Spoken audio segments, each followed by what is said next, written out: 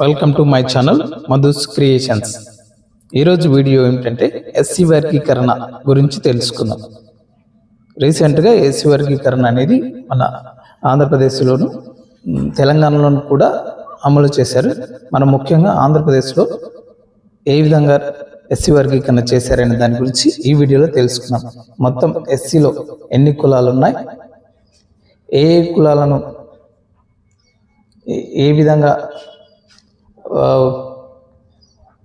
Divide చేశారు, ఎన్ని గ్రూపులుగా చేశారు, ఏ గ్రూప్కు ఎంత పర్సెంటేజ్ రిజర్వేషన్ కల్పించారు అన్ని ఈ వీడియోలో మీకు వివరంగా ఎక్స్ప్లెయిన్ చేస్తాను.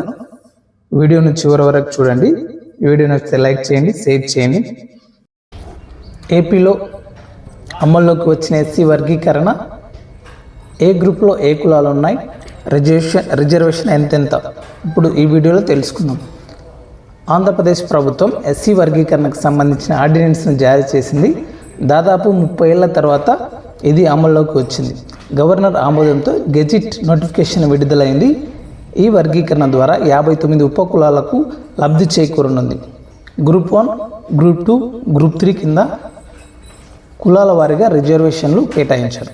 రాష్ట్రాన్ని ఒక యూనిట్గా తీసుకొని వర్గీకరణ అమలు చేశారు. దీనికి సంబంధించిన నివేదికను రాజీవ్ రంజన్ మిశ్రా కమిషన్ ప్రభుత్వానికి సమర్పించింది. ఆంధ్రప్రదేశ్ ప్రభుత్వం మరో ఎన్నికల హామీని నిలబెట్టుకుంది. ఈ మేరకు ఎస్సీ వర్గీకరణకు సంబంధించిన ఆర్డినెన్స్ జారీ చేసింది. రాష్ట్రంలో ఎస్సీ వర్గీకరణ దాదాపు 30 ఏళ్ల తర్వాత అన్ని అడ్డంకులు దాటుకొని అమల్లోకి వచ్చింది. రాష్ట్ర గవర్నర్ ఆమోదంతో న్యాయశాఖ కార్యదర్శి గెజిట్ నోటిఫికేషన్ విడుదల చేశారు. వెంటనే రాష్ట్రంలో ఎస్సీ వర్గీకరణ అమల్లోకి వచ్చింది. కొత్త నియామకాలు, ఉద్యోగ పదోన్నతులు, విద్యా సంస్థల ప్రవేశాలకు ఇది వర్తిస్తుంది. రాష్ట్ర ప్రభుత్వ ఉద్యోగుల్లోని బ్యాక్లాగ్ పోస్టులకు కూడా ఈ వర్గీకరణ ద్వారా భర్తీ చేస్తారు. కేంద్ర ప్రభుత్వ ఉద్యోగాలకు, కేంద్ర ఆధీనంలోని సంస్థలకు ఇది వర్తించదు. గత ఏడాదిలో సుప్రీంకోర్టు ఎస్సీ వర్గీకరణకు గ్రీన్ సిగ్నల్ ఇచ్చిన సంగతి తెలిసిందే. అయితే రాష్ట్రాలకు ఎస్సీ వర్గీకరణపై రాజ్యాంగపరమైన అధికారం ఉందని తెలిపింది. ఆయా వర్గాల వెనుకబాటుతనం ఆధారంగా నిర్ణయం తీసుకోవచ్చని తెలిపింది. వెంటనే ముఖ్యమంత్రి చంద్రబాబు నాయుడు రాష్ట్రంలో వర్గీకరణ అమలు చేస్తామని ప్రకటించారు. దీనికోసం విశ్రాంత ఐఏఎస్ అధికారి రాజీవ్ రంజన్ మిశ్రా నేతృత్వంలో ఒక కమిషన్ ఏర్పాటు చేశారు. ఈ కమిషన్ రాష్ట్రమంతా తిరిగి ప్రజల నుంచి వినతులు స్వీకరించిన సంగతి తెలిసిందే. ఉద్యోగాల భర్తీ, ప్రమోషన్లు, పథకాల అమలు పరిశీలించింది. ఎస్సీ వర్గీకరణకు సంబంధించి 5 నెలల అధ్యయనం తర్వాత రాజీవ్ రంజన్ మిశ్రా కమిషన్ రాష్ట్ర ప్రభుత్వానికి 360 పేజీల నివేదికను ఇచ్చింది. ఆ నివేదికను ప్రభుత్వం వెంటనే ఆమోదించింది. అంతకుముందు 2000 సంవత్సరంలో అప్పటి టీడీపీ ప్రభుత్వంలో ఎస్సీ వర్గీకరణ జరిగింది. ఈ వర్గీకరణ ద్వారా 59 ఉపకులాలకు లబ్ధి చేకూరనుంది. షెడ్యూల్ కులాలన్నింటికీ విద్యా, ఉద్యోగాల సమాన అవకాశాలు కల్పించడమే లక్ష్యం అంటున్నారు.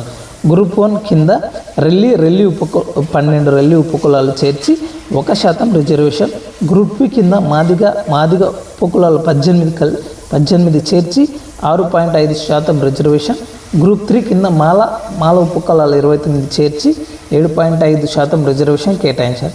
ఈ లెక్కల కోసం 2011 జనాభా లెక్కలను తీసుకున్నారు.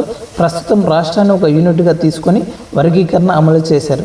భవిష్యత్తులో జనాభా లెక్కలు మారితే జిల్లాను యూనిట్గా చేసుకునే అవకాశం ఉందని ప్రభుత్వం తెలిపింది. కూటమి ప్రభుత్వం గత ఏడాది జూన్లో అధికారంలోకి వచ్చింది. 8.5 నెలల్లోనే ఎస్సీ వర్గీకరణ అమలు చేసింది. 2024 ఆగస్టు 1న ఎస్సీ వర్గీకరణకు సుప్రీంకోర్టు గ్రీన్ సిగ్నల్ ఇవ్వగానే 2024 నవంబర్ 7న అమలుకు ఏపీలో కార్యాచరణపై ప్రకటన చేశారు. 2024 నవంబర్ 15న రాజీవ్ రంజన్ మిశ్రా ఏకసభ్య కమిషన్ నియమించగా రాష్ట్ర వ్యాప్తంగా పర్యటించిన తర్వాత 2025 మార్చి 10న ప్రభుత్వానికి ఏకసభ్య కమిషన్ నివేదిక సమర్పించారు. 2025 మార్చి 20న కమిషన్ నివేదికకు శాసనసభ ఆమోదం తెలుపగా 2025 ఏప్రిల్ 14న జాతీయ కమిషన్ నుంచి సంబంధిత ఫైల్ రాష్ట్ర ప్రభుత్వానికి చేరింది. 2025 ఏప్రిల్ 15న ముసాయిదా ఆర్డినెన్స్కు మంత్రివర్గం ఆమోదం తెలిపింది. 2025 ఏప్రిల్ 16న ఆర్డినెన్స్కు గవర్నర్ ఆమోదం తెలిపారు. ఈ మేరకు తాజాగా 2025 ఏప్రిల్ 17న గెజిట్ విడుదల చేసింది.